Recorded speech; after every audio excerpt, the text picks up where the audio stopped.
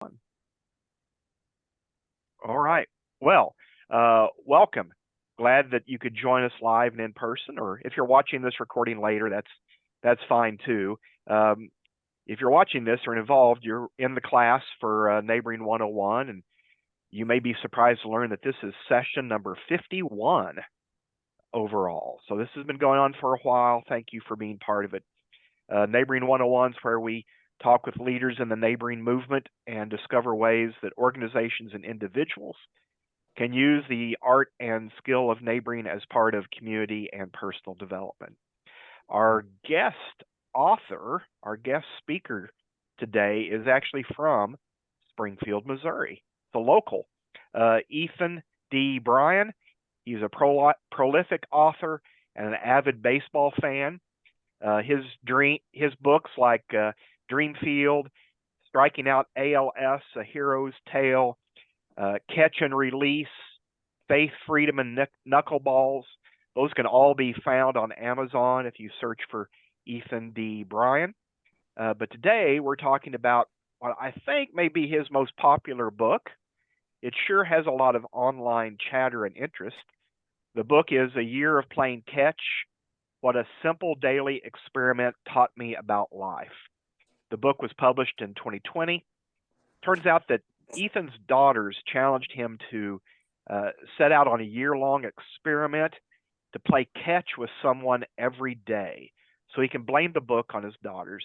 And the experience led him to 10 states and across 12,000 miles on a quest that stretched, I know, from South Dakota to Florida and everywhere in between. And he played ball, played catch, and swapped stories with public school teachers and veterans, journalists, nurses, musicians, entertainers, entrepreneurs, athletes, amateur and pro. I know that at one point he played catch with the All American Girls Professional Baseball League. So all across, I'm sure we'll hear about some of that. It's a fascinating approach to the topic and a unique book. And the book focuses on some of those lessons that he learned over those 365 days. Things like being fully present and finding joy in simple things. And some other lessons I know he'll share with us today. I discovered this yesterday when I went to the Mud House, which is a coffee shop on South Street in Springfield, and I sat down at the back table with a guest at the Mud House, and there was a sign about a year of playing catch that this was the table Ethan Bryant wrote his book at. So I love that reminder. We're also joined today, and I'll just do a short intro here as well, by someone in the community that was kind of influenced by Ethan's book to do the catch challenge himself. Travis Edwards. Travis is a resident of Republic, Missouri, which is where I live, and he was inspired by this book to play catch himself. Travis is the senior pastor at North Nixa Baptist Church. He also serves on the Republic School Board, and he also has the distinction of being stood up by me in a game of catch. I know I told him I would, and I never got back to him. So hopefully I'm the only one that ever stood him up with that. But I know he was inspired by Ethan's book. So Travis and Ethan, glad to have both of you. Glad to be able to learn from you today. And you never know, we might just be inspired to play a little game of catch virtually here today, too. So I brought my glove just in case. Just so you wouldn't see the Travis again. Nice. I'm not very accurate with my throws, so the odds of me throwing and hitting my screen are pretty minimal. But when we do interviews, are a little bit like a virtual game of catch, I suppose. And so, Ethan, just start us off with that first toss. How did we blame your daughters for this, but there may be some other backstory as well. That's a good part of it. I mean, I grew up loving baseball. I was 4 years old when I went to my first game. My parents took me to a Royals game in the spring of '79. It was preschool teacher night at the K or something like that. My mom taught at a preschool in Lee Summit area, and game went 16 innings. Oh wow! And we just stayed for the duration of the whole game, and so It's May. I can usually remember the date, May of '79, and it was won in the bottom of the 16th on a George Brett walk-off home run. And mom and dad said that that was kind of the day that the light bulb switched in my brain that I was all about baseball from then.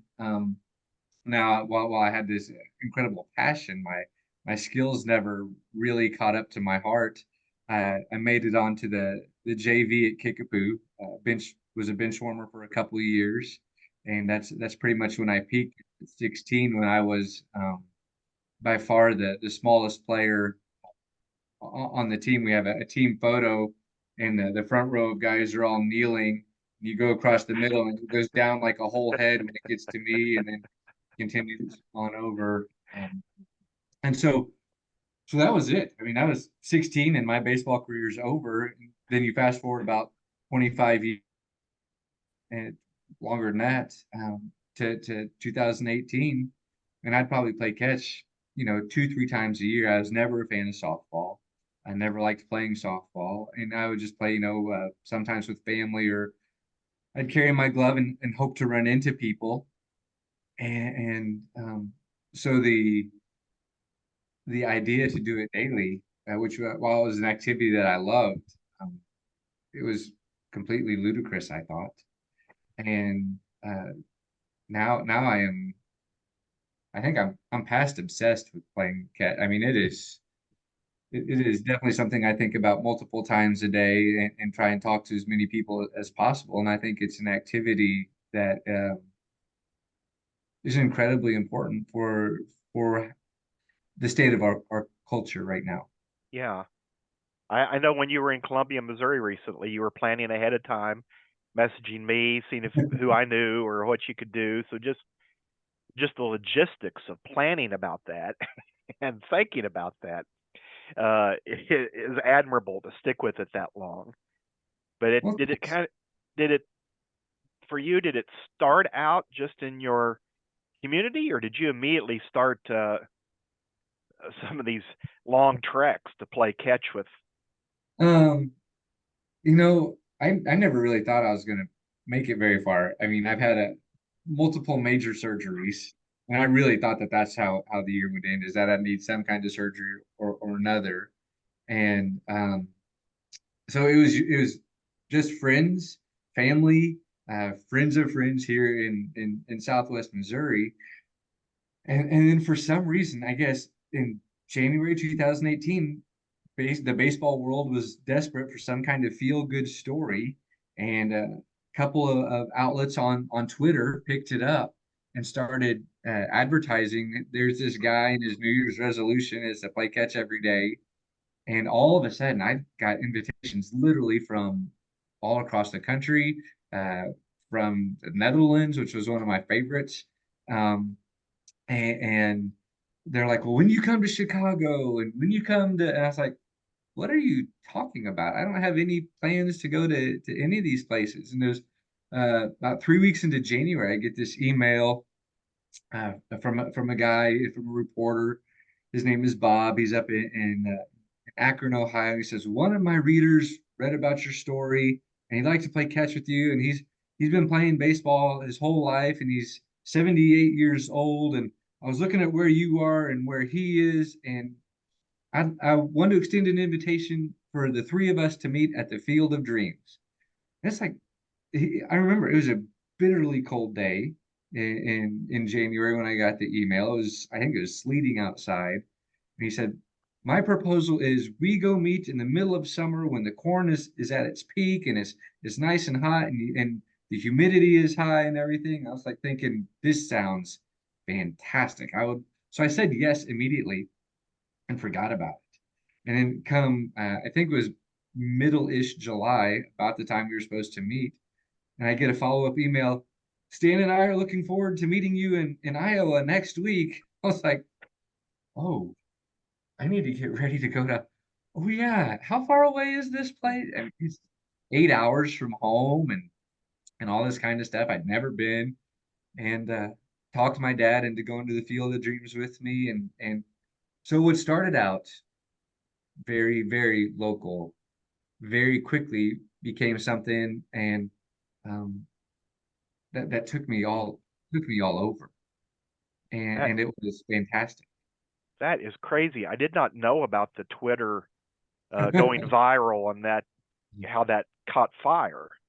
It was fun, and at the time I had a very very old blog, and when I say that my mom and my aunts were the only persons that read it, I mean literally my mom and my aunt were the only persons that read it, and it was just a way for me to process. I think best through writing, and so I would just write on this blog maybe once or twice a month just to get stuff out of my head, and people found the blog and started sending me emails. Well, I didn't know that the contact or the email portion wasn't actually connected to my email until somehow some switch flipped and I pushed a button and I literally had 100 emails. And I'm sitting there going, okay, if you're reading this, I would like to say I'm sorry because I am technologically stupid and didn't realize I wasn't getting all of these. And I took my time, replied to everyone, and thanks to those emails, I mean, I got to connect with people. There's still twin brothers. There are so many from that initial correspondence that I was able to go and connect with for catch, and that we email and we text and we stay in contact on Facebook and know each other's families and we've gone to dinner, and it's just been when I say it has been a life-changing experience, I mean that in every aspect of the word. Mm, I can see that. When when did you start kind of taking some notes, I guess, and thinking, hmm, maybe this should be a book? Okay, so January 1st, 2018, I was actually working on two other book projects, and they were occupying all of my brain space, and they were awful. I mean, they were taking so long, and the writing was so slow, and I was very frustrated. Nothing on them was happening. I was very frustrated with those projects. And so when on the first day of the year, when I played catch with my daughter, just for something to do, we took a selfie on her phone, and I wrote on the blog, "Hey, this is a great way to start a new year." And then later that afternoon, I played catch with my other daughter. So on January 1st, I posted twice on the blog, and it was just a very quick, I mean, two-sentence summary of playing catch with this person. Well, the day two, that night, my daughters were saying, "Hey, you should do this every day," and I was laughing at them and everything. And the next day, we're going to go see a movie, and they're like, "Have you played catch today?" It's like, "No, I haven't." "Dad, you don't want to quit on the second day of the year." And so we played catch. We actually went back by the same ball field. Got home from the movie. Just did a real quick blog about it, and a friend saw it. "Hey, I'm in town from Kansas City, and I happen to have my glove with me. I'd love to meet you for catch." Well, okay. And so played catch with him. There's still Christmas music playing on the square, and just post about it on the blog. And so I kept this daily public journal of doing it just because that's how I started out on January 1st. There was no real rhyme or reason. So on the way home from Field of Dreams, I met a guy in Des Moines, Iowa, and I mean he loves Field of Dreams almost as much as I do.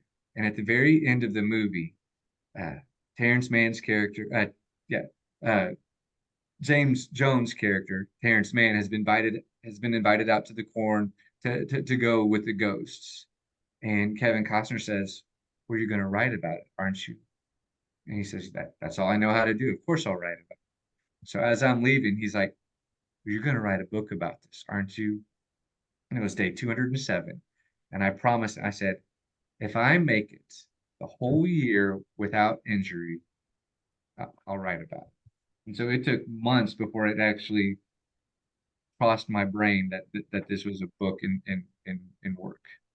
Man, I love that. What a fantastic story that it happened kind of spontaneously and through these connections. And that's sometimes the very best There material. was no there was no thought beforehand about it being a book until once I finished in December, and Tim is his name is Tim.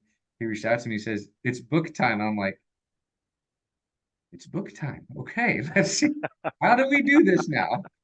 It was a challenge. Even writing it was a challenge, but having the daily blogs to go back and reflect on, having hundreds and hundreds of pictures. Oh man, it was so much fun to. I mean, I would literally go to that table at Mud House. I would get a mocha and a St. George's donut. If possible, I'd get the double chocolate one. Sometimes it was a glazed one, and I would just, and it was fast. It took 2, 3 months, and I had a first draft done. Wow. Well, and you're passionate about baseball, so that was something that was interest to you and easy, for you to do, and things. But I wonder, you mentioned all the people messaging you wanting to play catch. There's such a loneliness epidemic in America. Yes. If that was part of what kind of fed people's interest, just wanting people were starving for connections, and if they had a love of baseball, it seemed like a natural fit. But I'm guessing you probably learned a lot about people and loneliness and lack of connections and things in the process. What's funny is um, I am still learning from that experience from the year, and you know, and this loneliness epidemic. I think we were on the very front of it then, and then 2 years later we hit COVID, and it just explodes. And what happens? I'm trying to remember a couple of statistics. I think it's like 22% of millennials say they have no friends, and that loneliness and depression, of course, are going hand in hand. And the way that we try to self-medicate and take care of ourselves through this is we turn to screens for comfort and for distraction. And what actually is happening is that the digital distraction of the screens is pushing us further and further apart. Um, and so there is something about playing catch that it's this with activity. You are in the physical presence of another person, and it's a an activity, an exercise that is centered on trust. You have to trust that I'm not playing catch to embarrass you. I'm not trying to hurt you. I'm not going to make fun of you. I am doing this as an exercise, really, to get to know you, and I have to extend that trust, reciprocate it, that you're not trying to hurt me, you're not trying to embarrass me, and it quickly becomes a game that strengthens a relationship, and so I think that's exactly one of the big powers of it is that we are hungry for real physical connection with other people, um, j just to be friends. I mean, to be neighbors. Yes. Yeah. Yeah. Did you meet some of your actual neighbors this way? Was it Yes. for the first time, or did you kind of already know them? Or Well, I knew them. At the time, we lived in a neighborhood uh, behind Andy's on East Sunshine, and the guy who lived across the street from me, um, he was kind of like the neighborhood patrol, and so he would introduce everyone to everyone. And what's really really neat is he watched the year happen. And I mean, there were multiple times where people would just come over to my house and we play catch in the street. And he said, I always wanted to ask if I could play catch, but I have problems with this shoulder, my hand-eye coordination, and I didn't want you to make fun of me. So I mean, so that's 2018, and so now fast forward to 2022, and he reaches out to me. We've since both moved from the neighborhood, even though we live incredibly close still. And he reached out and he says, "Can we play catch? I really just want to see what this is all about. I don't have a glove." And it was January and it was rainy, sleeting. And I was like, "You have to know, I hate cold weather. I'm not." He's like, "I don't care. We're doing," and it was awful. The weather could not have been worse. We met on um, the tennis courts over by the mall, at Metter. And the concrete was slick. And so sometimes we'd slide and the ball got wet and we got soaked and everything. And afterwards, he gives me just this huge hug. Says, "That was one of the best days of my life. We're going to do this again when it's above freezing."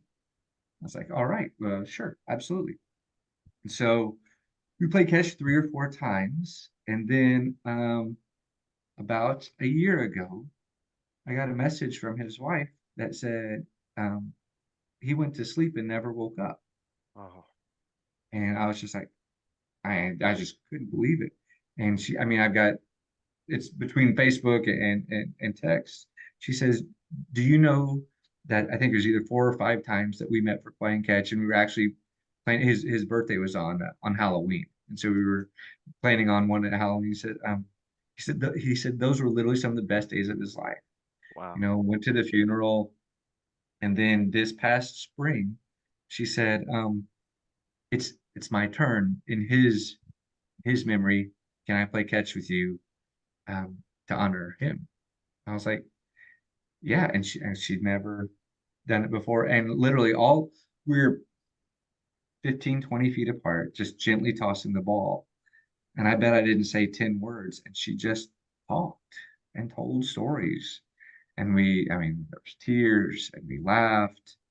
And literally within the past couple weeks ago, she says, it's almost my turn again. I'm feeling like I need to. And so there's still so many just ripple effects that I never could have anticipated and occupy my brain space from the time I Yes. wake up. Like, Yeah. I wake up and I start stretch. My shoulders are always so tight, and I wake up and I just start stretching immediately, thinking, "All right, which muscles sore today?" And I'm ready. I mean, my wife is a school teacher. Her alarm goes off at 5:30 in the morning. By 6 o'clock, I am enough present in my mind that I'm ready to meet someone to go play. And no one in Southwest Missouri wants to throw a ball at 6 o'clock in the morning. I was like, "Oh, come on, it's time. Let's go live." Like today, I'm meeting with a high school student who's just a family friend. He's like, "Can you wait till 3 o'clock?" I was like, "Oh gosh, three, that's all day. You're gonna make me wait all?" Yes, I can wait till Would would you consider yourself an extrovert? No, not by any stretch of the imagination. I am on any personality test I take, I am 110% introvert. But um, gosh, the joy of life is sharing it with people. Wow, I love that. And I love that you're an introvert. Because Oh, yeah. but you love baseball, so this is an interest and a passion and a fun activity for you so it kind of breaks through that barrier. Yeah. Over time, have you developed uh, a system to the questions you ask or how you start a game of catch? Is there a method to your madness or? I, I keep thinking there should be, and there really never is. It's much more informal. Like there are some people who's like, well, okay, just don't make fun of me. Here are my excuses. And I was like, look, there are times when my shoulders aren't going to cooperate. I will make a bad throw, and if I drop it, I mean, the whole um, it's the concept of infinite game that Simon Sinek has written about and Seth Godin has written about. Is that the point of playing catch is not to win. You don't say, well, today I was the best. The whole point of playing catch is to be able to throw the ball one more time, and it's not to say I'm better, and it's not an activity of judgment or comparison. It's an activity of connection and joy. And when you see catch as this infinite game, well, then the hardest part is always going to be, well, how do you stop? How do you end it?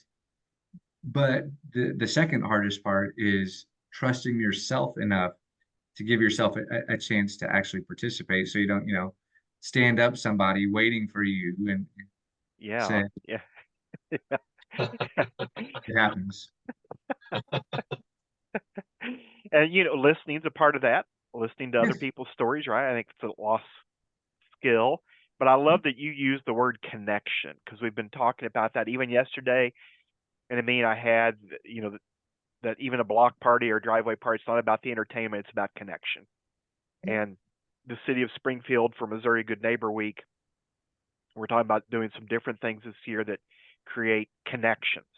Well, it could be as simple as playing catch, as your example is. So, um, Ethan, the big question: have you ever played catch with Travis? Yep. Twice. Twice? Three Twice. times? Twice. Twice.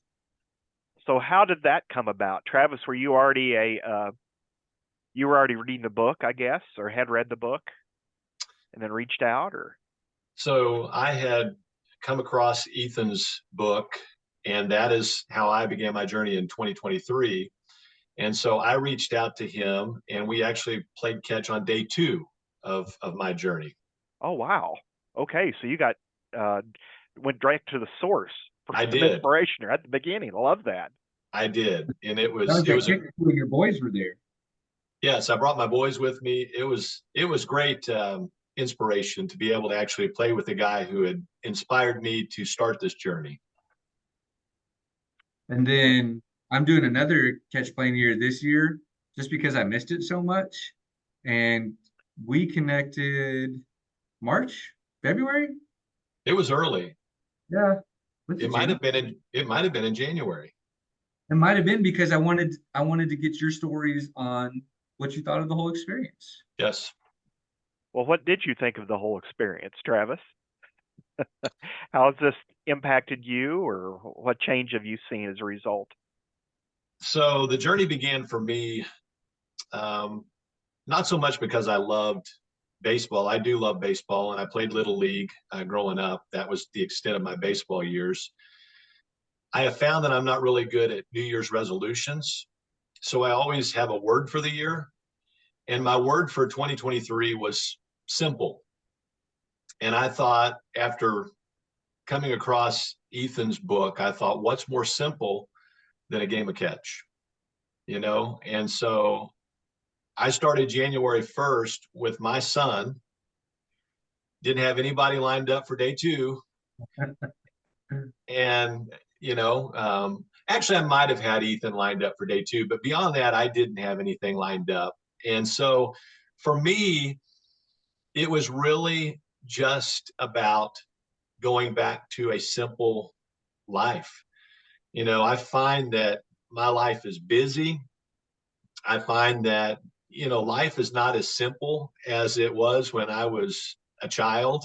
And so, playing catch kind of brought me back to my childhood in some ways, and just simpler times for me. And I have been very open and honest about, my struggle through the years with worry and anxiety. And I found that in 2023, when I began to play catch, my anxiety levels went down. And I know that Ethan has done research on that, and he can probably speak to that more than I can. But I am a living example that there is something about playing catch that helps with anxiety. And so for me, it really was just very therapeutic, personally.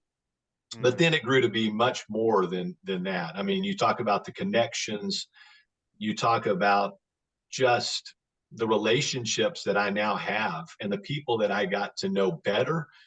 Some folks I knew casually, but when I got the opportunity to play catch with them, we connected in a way that we'd never connected before, and walls came down, and people just open up with you when you begin to play catch.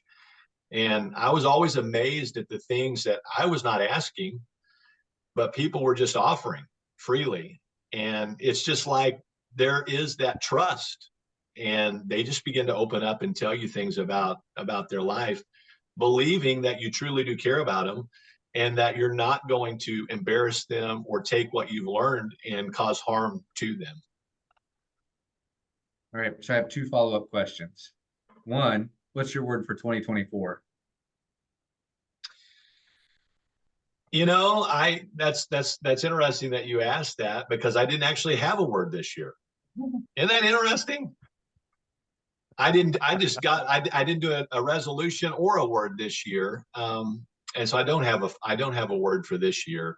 And I probably need one. Maybe I need to think more on that, but I just didn't have a word this year. What's your other question? How did playing catch affect your job? Wow, in ways that I never imagined. So it gave me the opportunity as a pastor to be able to be intentional about connecting and learning more about church members. But I'll tell you what's really cool, and I've always told my wife that God had more in store than just a game of catch. He had bigger plans that I knew nothing about. And so this Sunday, I'm actually going to baptize someone from the Republic community that I played catch with. So in the process of playing catch, we got to talking about faith, and she had trusted Christ as her Savior when she was little, but she'd never followed the Lord in believer's baptism. And so we just talked more about that. And because of the relationship, because of the trust that she has with me, I have the opportunity to be able to do that this Sunday. And then there's other people who have just started attending North Nixus simply because of the relationship that we built through playing catch. So I never imagined, and that was not my goal at all in 2023 to try and increase the membership of North Nixa. It was truly about connecting with people and building those relationships, and that was the end result. That's fantastic. That is those creating those connections really is the goal, and I suppose you could do that through lots of different things. Although, let's get together and pull weeds in my garden. It doesn't have quite the same, excitement about it, right? Or I guess you could get together and kick a soccer ball back and forth, maybe, just something. But it's just that idea of that face-to-face time, as you mentioned, Ethan. It's different than the screen, and being intentional about someone and listening to their stories. So it could be other vehicles, other methods you use, or maybe catch is the perfect example, the perfect tool to use. Well, I just want to say, I believe it is. I believe and I'm sure Ethan probably agrees with that. It is the perfect way to connect with people. I often said to people, I'm just not going to call you up probably and say, hey, I want to get to know you better. This gave me an in. This gave me, it's not as awkward when you say to somebody, hey, I'm on this journey. I'm playing catch. I want to get to know you better. They're like, okay, they're more, in my experience, it creates more of a willingness for someone to make that connection. And that's kind of been my experience. I would have felt awkward probably calling someone up and just saying, hey, I want to get to know you. Let's go and sit down. I think when you are playing catch, you're not focused so much on the walls and filtering everything.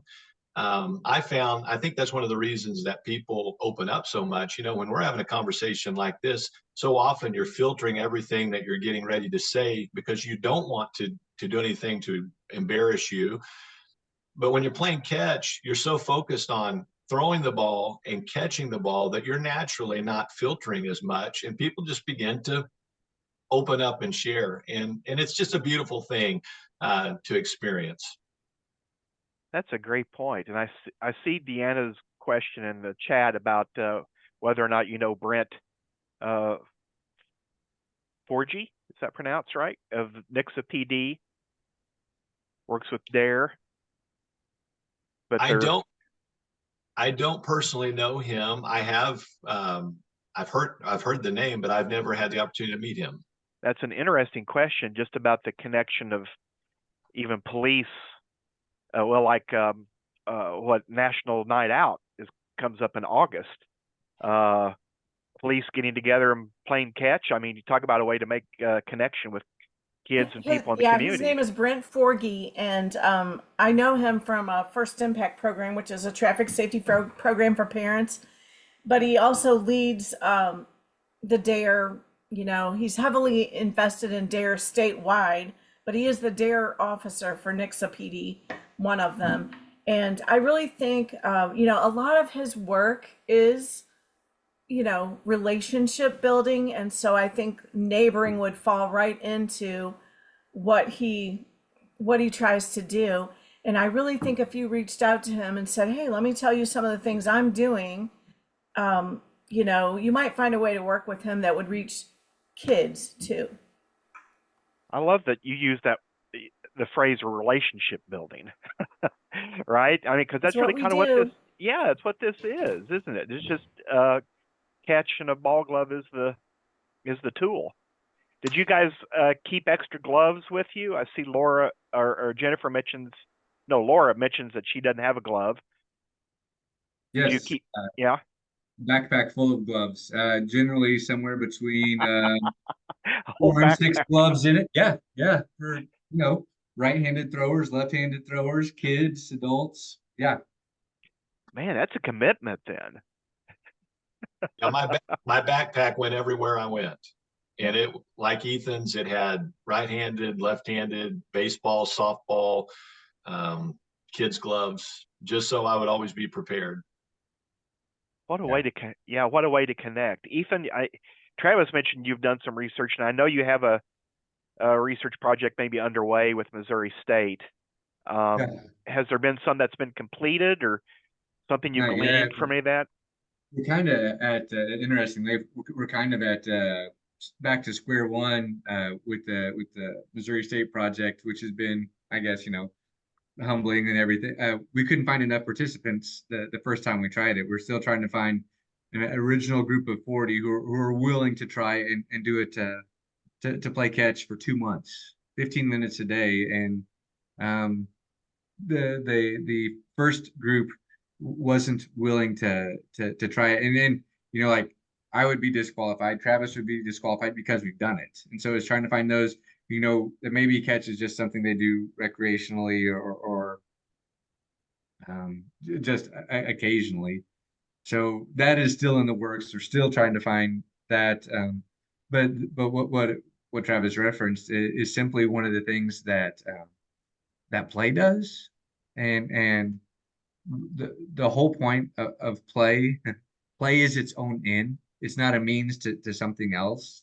And so, like I said, the whole point of playing catch is literally just to throw the ball again. And when you do that, the endorphins that are released in your brain are the ones that are the opposite of anxiety and depression. They're the ones that lead towards optimism and hope. And so, a couple of the leading play neurologists in the country say, well, how often should you play? And they say this is an activity you need to play every day, and even more so as you get older. It's, Really? it's yeah, it's the I just forgot it. George Bernard Shaw. It's his quote. Um, we don't stop playing because we grow old. We grow old because we stop playing. I love that. I'm using that tonight around the house. I can't take the trash out. I'm going out to play. Yeah, Thank you can you. turn trash into playing. I can incorporate it into that. Well, now let's don't get crazy. Um, how much time a day do you commit to that? You mentioned the 15 minutes. I see Jennifer's question. Jennifer's in St. Louis. Did you commit a lot of time during the day lining these things up, or what would you say was an average? Or Um, for me, I never wanted the other person to feel rushed. I wanted this to be something um, that I was there with them and giving them the time that they. mm, So, I would always say, we're just going to toss the ball for 15 minutes. Would you play 10, 15 minutes? Okay, there was one day early on, the wind chill was 16 below. And I told that partner, I said, we're going to throw the ball 30 times as fast as we can and keep the heaters on in our car. And that was the fastest that had ever happened. But there were times where, you know, 30 minutes, 40 minutes had passed, and you're just there. You're trying to not to intentionally not rush it and not say, well, let's just get this done. This is so I don't know. I mean, I literally met with a person yesterday, and I bet we probably played catch for an hour straight.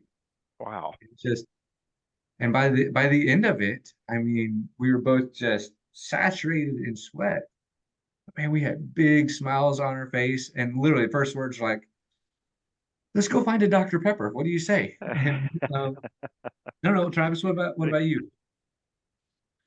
So I always said, can you play catch about 10 to 15 minutes?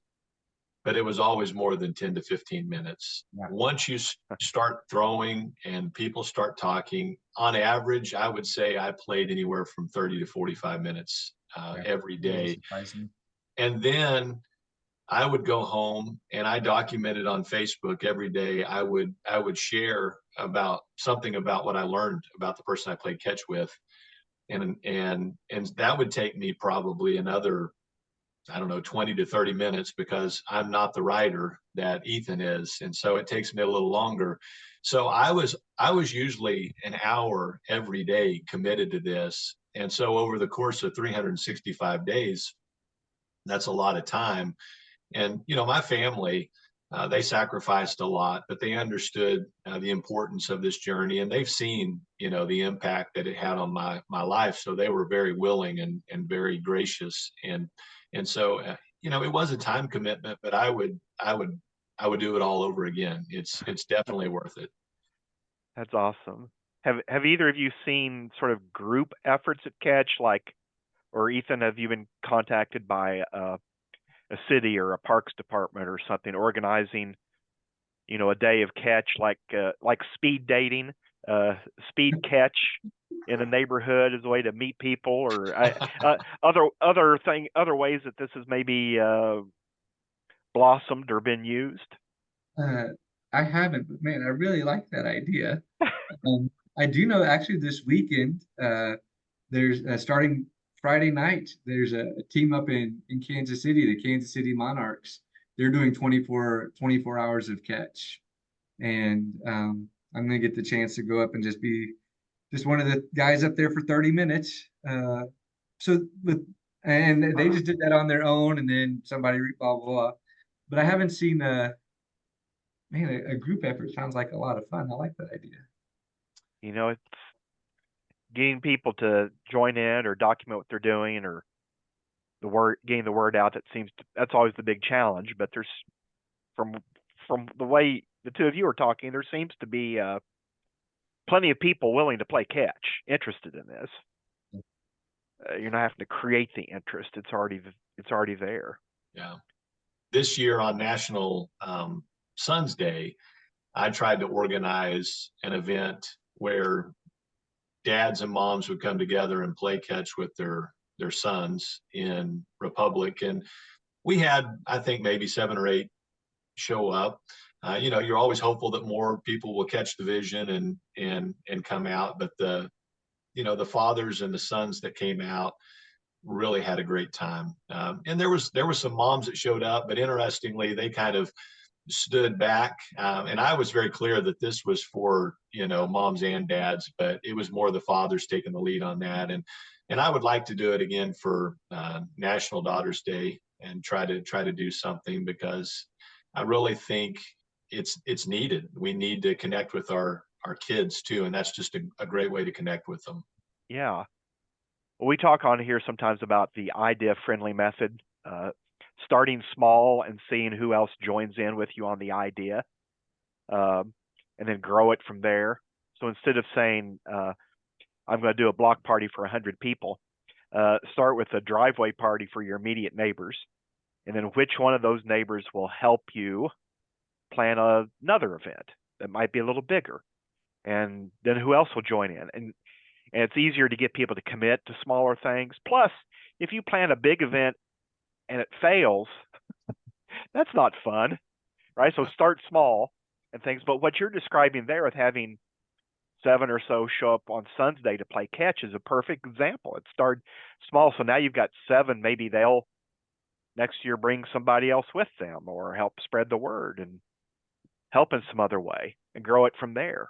I love that connection with those days. Good for you. Keep that up. Maybe I should make one of those. I remember telling you I'd play catch and I never followed up, and I'm like, uh-oh. I think I stood Travis up. We can still play catch. Anytime.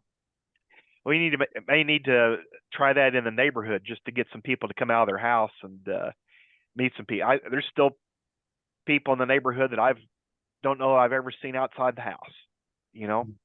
Get people out and get meeting them.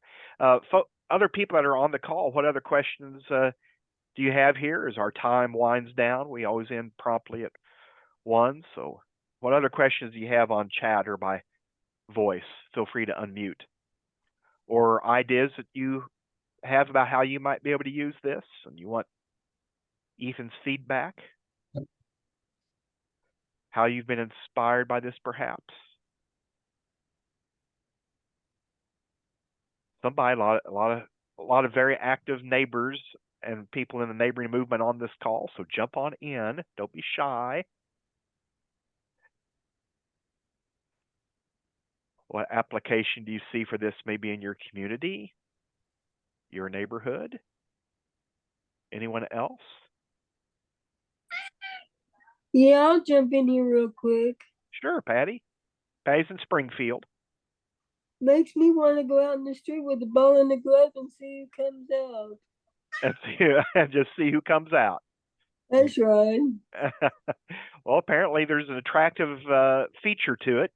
People are, it's a great way to, obviously what we've heard is a great way to meet people and make those connections. And we're often talking about doing that. So this is a fun way to do that. Any others?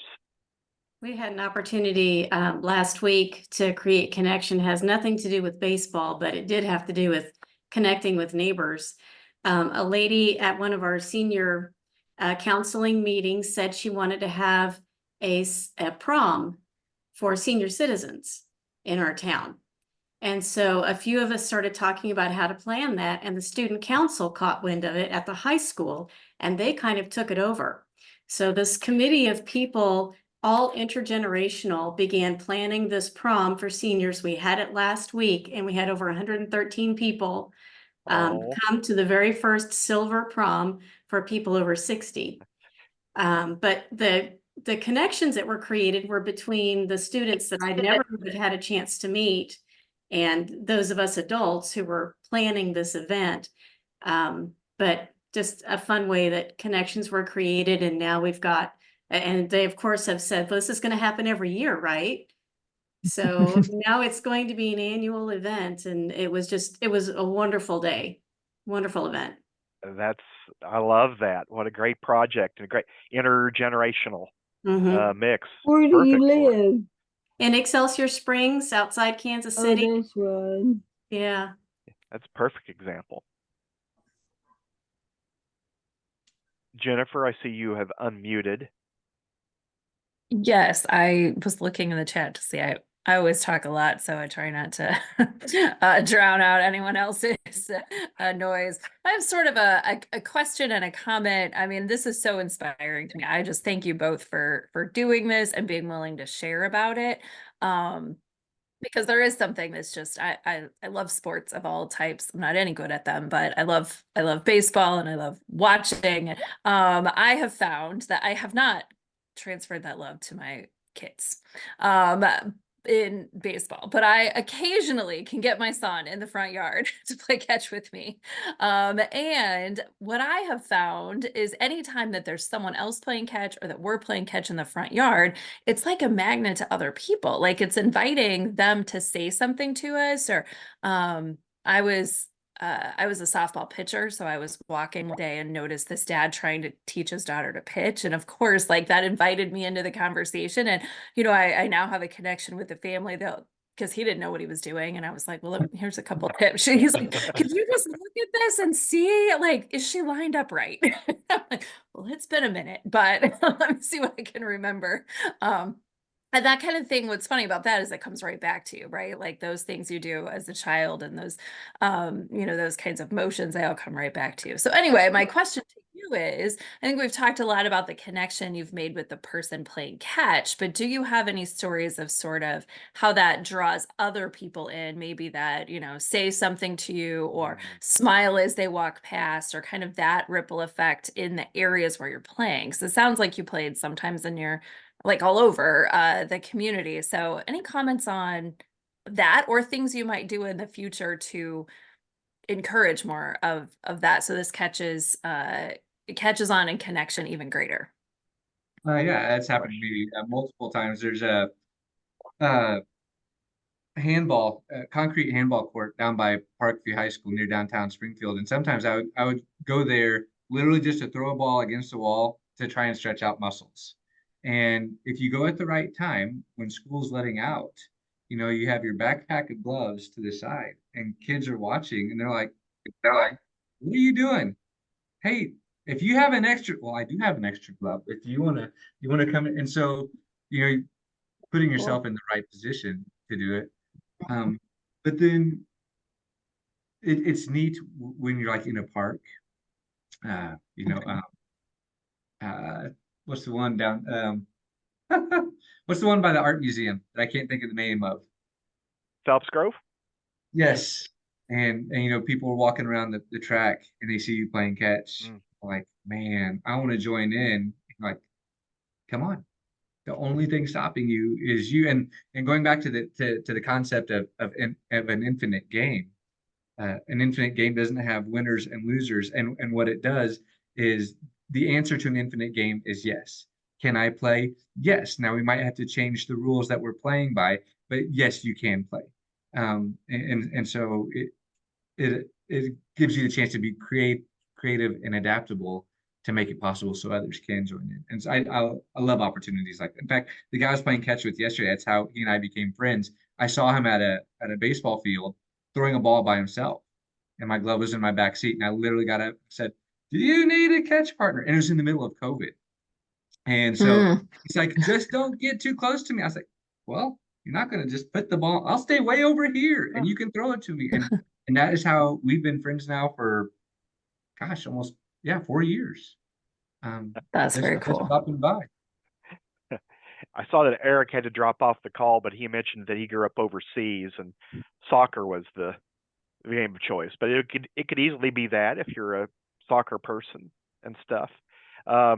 Nancy Williams has a question in chat. Now, Nancy works at Habitat for Humanity, and I'm afraid she may be pushing her luck here. This is kind of fighting words. She wanted to know if Ethan was a Springfield Cardinals baseball fan. We should ask of Travis too if he's a Cardinals fan, Springfield or St. Louis, either one. Ethan, what about you? My baseball fandom runs through the Kansas City side of the state. So we've got the Royals and the Naturals and the Omaha Storm Chasers and the Quad City River Bandits. I am all things boys in blue. That is loyalty that runs deep usually. Yeah. Yes. Travis, Yeah. I forgot. Are you a Royals fan as well? I am a Royals fan. So Wow. it's difficult in Cardinals country, but somebody's got to do it. Yes, it is. Try being a Cubs fan in St. Louis. Oh, yeah, that's It's a tough. challenge. Oh, wow. That's like fighting words there. I keep it pretty close to the chest usually, but I felt like I this was is a going to safe say you've never space. mentioned that, Jennifer. You are now dead to me. Go. I will say this. I played catch with a lot of Cardinals fans though. So they are friendly. So, it's a good opportunity to make a connection outside of baseball. We can talk about lots of other things besides the rivalry of Cubs Cardinals then. Right. I just avoid that topic altogether. So it gets heated. Well, anything else from participants? Any other questions?